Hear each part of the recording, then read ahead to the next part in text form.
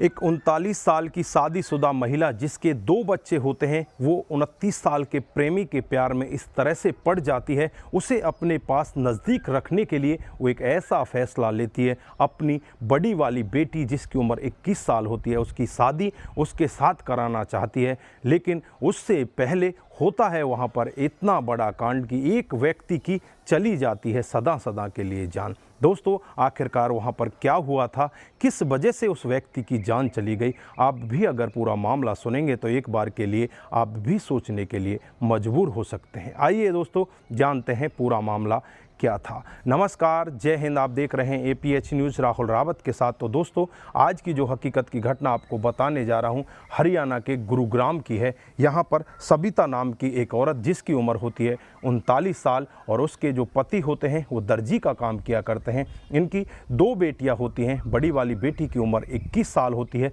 और छोटी वाली बेटी की उम्र 17 साल होती है। दोनों बेटियां पढ़ाई लिखाई किया करती हैं और ये दोनों माता पिता अपनी बेटियों को बहुत ही अच्छा संस्कार देना चाहते हैं, उनको पढ़ा लिखा कर बड़े अच्छे अधिकारी बनाना चाहते हैं। माँ होती है सबिता जिसकी उम्र 39 साल होती है, वो एक प्राइवेट स्कूल में टीचर होती है। उसकी नज़दीकियाँ उसी स्कूल के एक मैथ टीचर के साथ हो जाती हैं जिसका नाम आशीष होता है, उम्र 29 साल होती है। धीरे धीरे इनकी नज़दीकियाँ इस तरह से बढ़ने लगती हैं, एक दूसरे के प्यार प्रसंग में आ जाते हैं, एक दूसरे के साथ संबंध बनाने लगते हैं। इस सब के बारे में जब पति को पता चलता है तो पति बहुत ही ज़्यादा क्रोध करता है। अपनी पत्नी को अपने पास बिठाकर उसे समझाने लगता है, उसे कहता है कि हमारी बेटी भी शादी योग्य हो चुकी है, तुम क्या कर रही हो, तुम्हें ये नहीं पता, तुम बहुत ही गलत काम कर रही हो। उसके बाद पत्नी उससे कहती है कि आज के बाद ऐसा नहीं होगा, वो मान जाएगी। उसके बाद पति को लगता है कि ये मान चुकी है, लेकिन वो मानने वाली नहीं थी। उस लड़के के प्यार में इस तरह से पागल हो चुकी थी, वो हर जगह उसे मिलने की कोशिश करती। फिर ये मामला उड़ता उड़ता स्कूल के प्रिंसिपल के पास पहुंच जाता है। जो प्रिंसिपल साहब होते हैं वो चाहते हैं कि हमारे स्कूल में इस तरह का माहौल ना बने कि बच्चों पर इसका बुरा असर पड़े। इसलिए जो मैथ का टीचर होता है आशीष, उसे स्कूल से बर्खास्त कर दिया जाता है, उसे स्कूल से निकाल दिया जाता है। लेकिन जो सबिता होती है वो अभी भी स्कूल के अंदर काम कर रही होती है। लेकिन सबिता का मन अब लगता नहीं है। सबिता चाहती है कि क्यों ना मैं अपने आशिक से मिलूँ। फिर बाहर जाकर अपने आशिक से मिला करती है, कभी होटलों में तो कभी जंगलों में। इसी तरह से ये काम चलता रहता है। फिर दोबारा से पति को इस सब के बारे में पता चल जाता है। पति अपनी पत्नी को फिर से समझाने की कोशिश करता है, लेकिन पत्नी है कि मानने का नाम ही नहीं लेती। फिर पत्नी एक दिन उस आशीष नाम के लड़के से मिलती है और उससे कहती है कि क्यों ना एक प्लान बनाते हैं और प्लान के तहत तुम मेरी बड़ी वाली बेटी से शादी कर लो और शादी करने के बाद फिर तुम मेरे नज़दीक आ जाओगे, मैं तुम्हारे साथ हर समय रहूँगी। बड़ी वाली लड़की का नाम होता है मीना, उम्र होती है 21 साल।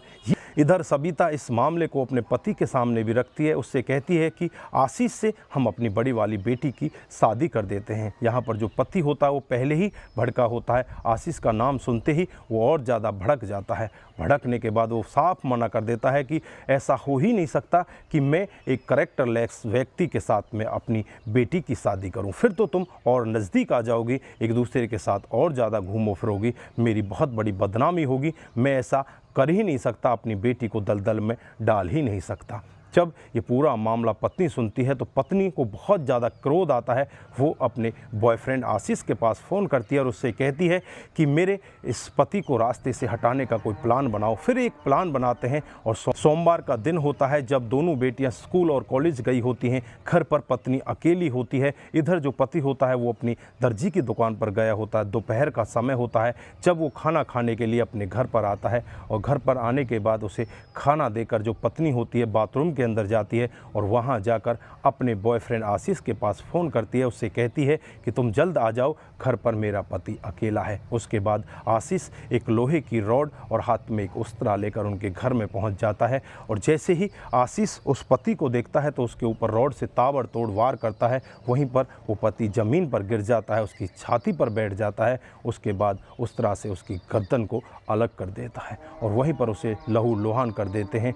तुरंत ही दरवाजे पर किसी की आवाज़ आने लगती है, दरवाजे को खटखटाया जाता है। इधर जो पत्नी होती है सबिता, वो भी बहुत ज़्यादा परेशान हो जाती है और जो बॉयफ्रेंड होता है वो दोनों पीछे के दरवाजे से चुपचाप निकल जाते हैं और समय आ जाता है अब बच्चों का स्कूल और कॉलेज से घर वापस आने का। जैसे ही बच्चे घर में आकर देखते हैं तो अंदर से दरवाज़ा लगा हुआ, दरवाजे को खटखटाने की कोशिश करते हैं लेकिन कोई भी दरवाज़ा नहीं खुलता। फिर वो पीछे के दरवाजे से अपने घर के अंदर जाकर देखते हैं तो पिता की डेड बॉडी को देखकर, वहाँ पर लहूलुहान अवस्था में पिता की हालत को देखकर उनकी बहुत तेज़ी के साथ चीख निकल जाती है। अड़ोसी पड़ोसी मौके पर पहुँच जाते हैं। वहाँ पर तुरंत ही पुलिस को बुला लिया जाता है। पुलिस भी मौके पर पहुँच जाती है। पुलिस डेड बॉडी को अपने कब्जे में लेकर उसे पोस्टमार्टम के लिए भेज देती है। दोनों बेटियों से बातचीत की जाती है तो बेटी भी यही कहती है कि हमारी माँ एक मैथ टीचर के चक्कर में है और उसी के साथ उसने मिलकर ऐसा किया होगा। फिर आसपास के सीसीटीवी कैमरों को खंगाला जाता है। जब आसपास के सीसीटीवी कैमरे में देखा जाता है तो एक कैमरे के अंदर जो आशीष होता है अपने हाथ में लोहे की रॉड और दूसरे हाथ में एक उस्तरा लेकर चलता हुआ घर की तरफ आता हुआ दिखाई दे जाता है। पुलिस तुरंत ही एक्शन मोड में आती है और उन दोनों के खिलाफ मामला दर्ज कर लेती है। 24 से 26 घंटे ही बीतते हैं, उन दोनों को गुरुग्राम के ही एक क्षेत्र से गिरफ्तार कर लिया जाता है। गिरफ्तार करने के बाद जब उनसे पूछताछ की जाती है तो दोनों अपना जुर्म कबूल कर लेते हैं। जब महिला से पूछा जाता है तो महिला यही कहती है कि ये हमारे प्यार के बीच में आ रहा था, इसलिए हमने इसे रास्ते से हटा दिया। तो दोस्तों, ऐसी महिला के बारे में आपकी क्या विचार हैं जो अपनी जवान बेटियों के होते हुए एक अवैध संबंध के चलते हुए पूरे परिवार को बिखेर कर रख देती है? दोस्तों, ऐसी औरत को किस तरह की सज़ा मिले जो आगे भविष्य में ऐसी कलंकनी औरत ना पनप पाए?